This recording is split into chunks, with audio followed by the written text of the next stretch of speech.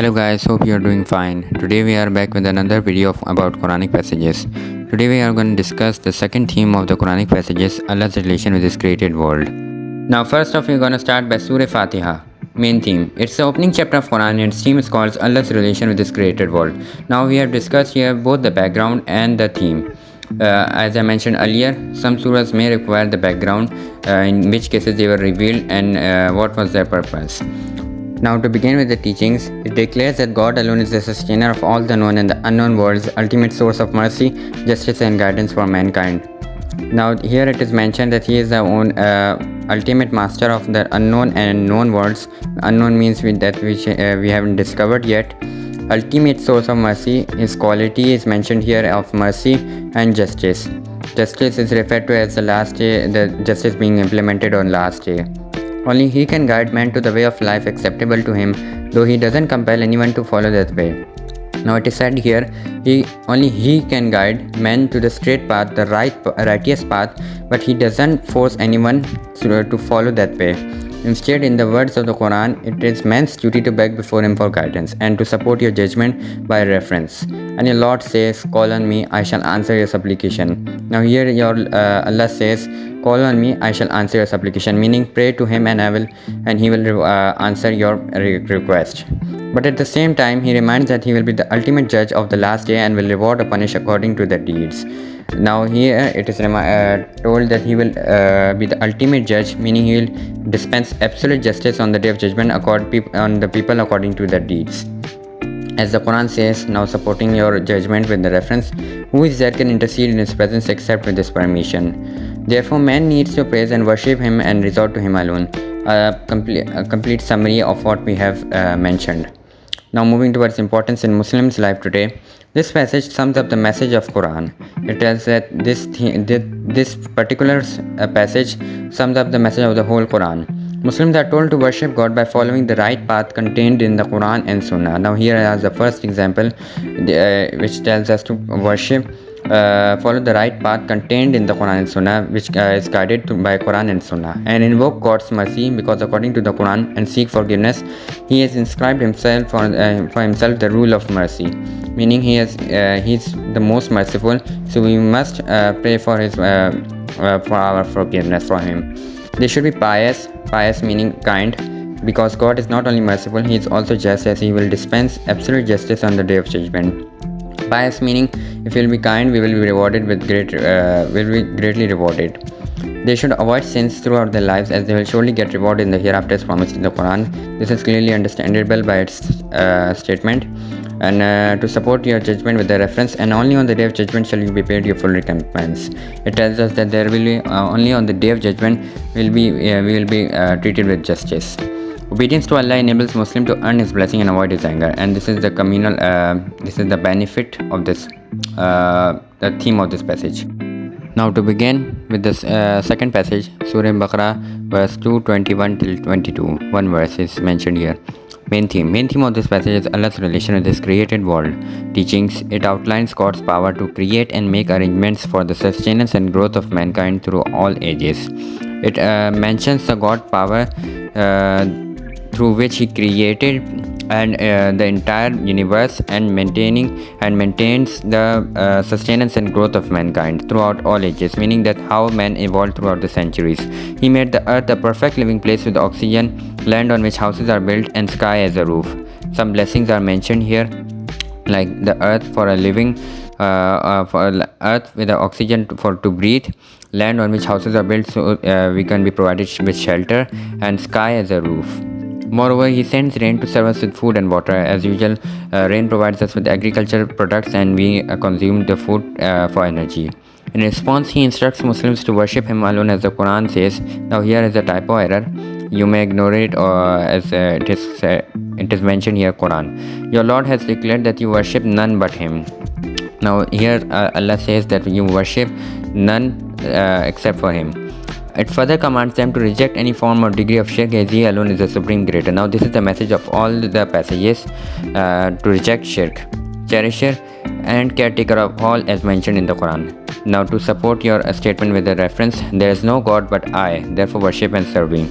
These both references has the same meaning. Now moving towards importance in Muslims' life today, this passage conveys the message of inculcating taqwa and a sense of gratitude to God for His countless bounties.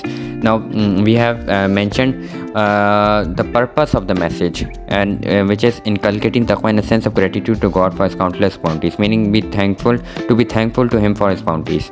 Taqwa is the focal point of a Muslim's life, and the Quran very closely instructs in this regard. O you who believe, fear God as He should be feared, and do not die except in a state of Islam. Now it is mentioned here that we should fear God as He should be feared. This is understandable, and do not die except in a state of Islam, meaning do not convert your religion before dying. Secondly, all the blessings of nature that Allah has given us, we should be grateful to Him by obeying His commands and rejecting shirk. As I mentioned earlier, we should be thankful to Him in a way by obeying His command and rejecting shirk, meaning associating partner with God. Now this last line can vary according to the theme.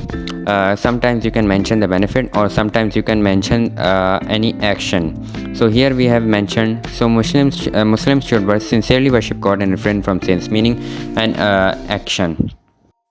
Passage 8, Surah Alaq, verse 96, 1 till 5.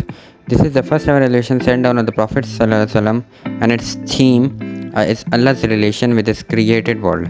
This verse mainly deals with the creation of man and importance of knowledge. Now a little background that this was the first ever revelation. We will discuss in our future questions about the Prophet ﷺ when he received his first revelation in the cave of Hira. And its theme is mentioned here as relation with Allah's relation with His created world. This verse mainly deals with the creation of man, meaning tells us about the creation of man and the importance of knowledge, meaning the significance of knowledge. It mentions God's power to create and ensure the survival and growth of mankind. Now here a power of God is mentioned to ensure the survival and growth of mankind, that human evolves every day. So that human evolves every day.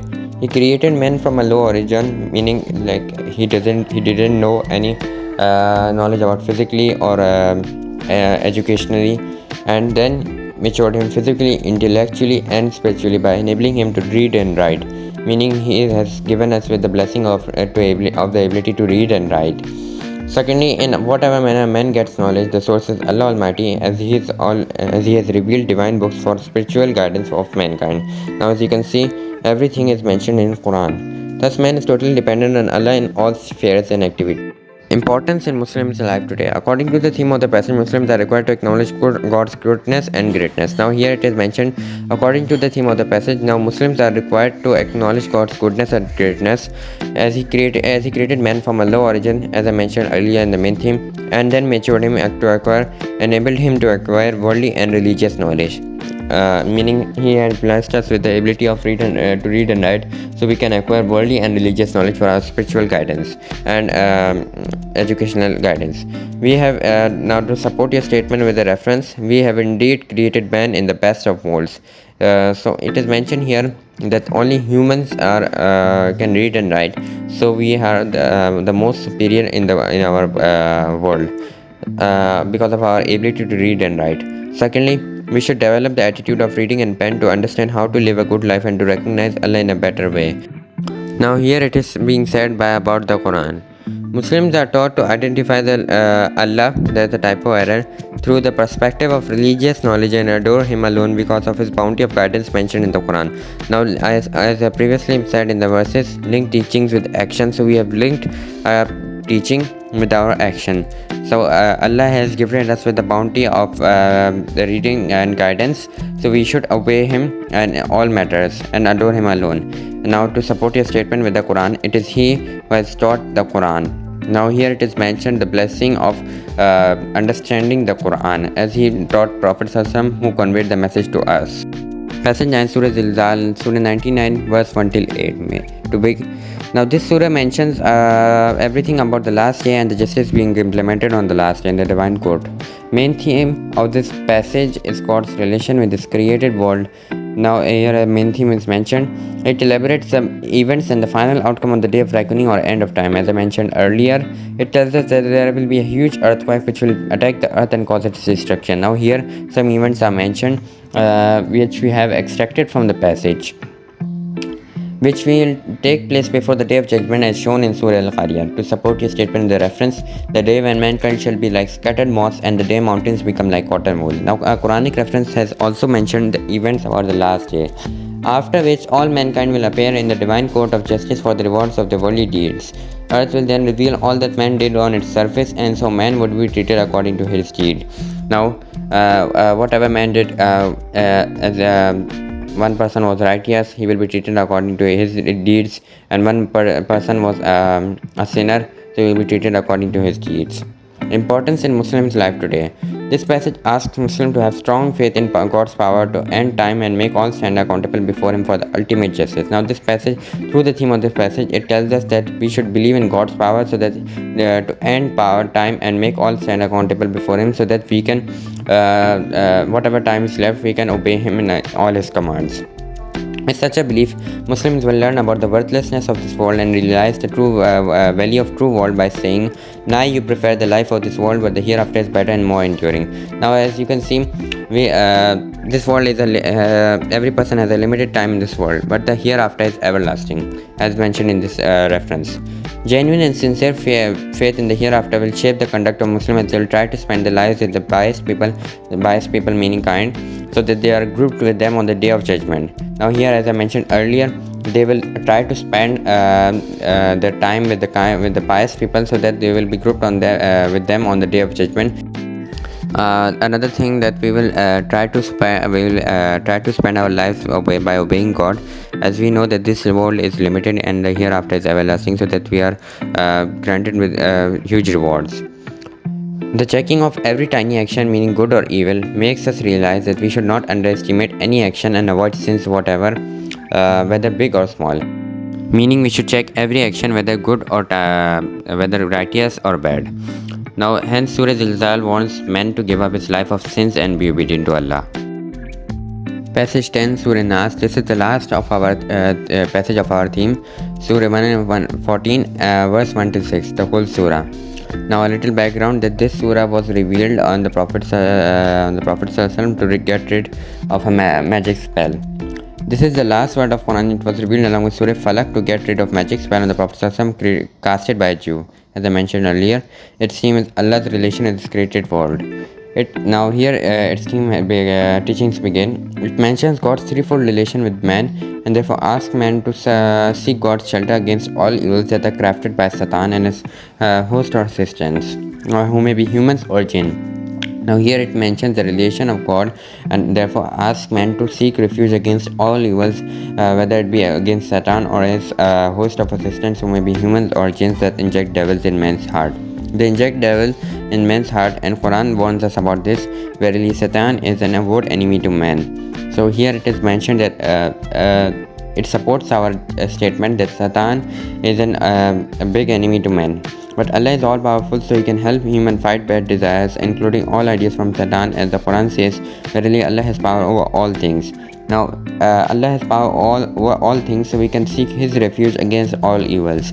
Thus, we should seek protection of Allah against all evils. An importance in Muslim life today. Now, I forgot to mention the examples in the previous passages, but if you see my previous video, if you haven't seen my previous video, I have attached the link in description. So there is a very good explanation about the examples. Here I again highlighted the examples. This message, along with Surah 113, teaches Muslims to seek God's refuge against all evil, that Satan is always there to misguide them. Now this passage, along with Surah Falaq, Surah 113, as you probably know, these surahs are the source of getting protection against all evils. Muslims should, however, strengthen their relation with God towards of all evil force by rejecting sins such as seeing dirty content or gambling. Now here, as I mentioned, evil force, rejecting sins, dirty content or gambling are just some examples. The best way to do this is to remember God as initiated in Quran and establish regular prayer in order to remember me. Now as we will remember God, we will ultimately reject sins. Recitation of the Quran also shuns evils by bringing the reader closer to God. And you recite the Quran, seek God's refuge against the evil ones. Now these two references have the same meaning as by reading the Quran or by remembering God, we will shun evil. Muslims should be ready to identify evil forces led by Satan and his assistants who complete their ugly tasks in various ways. They should be able to identify every evil so that they will be rejected completely. But the prophets used to recite Surah 113 and 114 to guard against all evils. So Muslims should also follow this example and seek protection against all evils. This is the second theme has been completed of 5 passages. If you haven't seen, again I'm mentioning, please check out the first paper 1 syllabus video. There is a full guide walkthrough about the paper 1 syllabus of Islamiat O level 2058. Then come to the Quranic passages on the first theme, the theme Allah in himself. Now this is the second theme. I will be soon uploading the video in a bit about the theme Allah's relation with his messengers, and this will be completed and our Quranic passages will be completed. These notes are not available everywhere on YouTube or Facebook platforms, but I'm providing these notes completely free and also putting a lot of efforts into these videos. So please consider subscribing. It's totally free, and press the like button so I would get motivation to make new videos to help you guys. Thank you. Have a good day.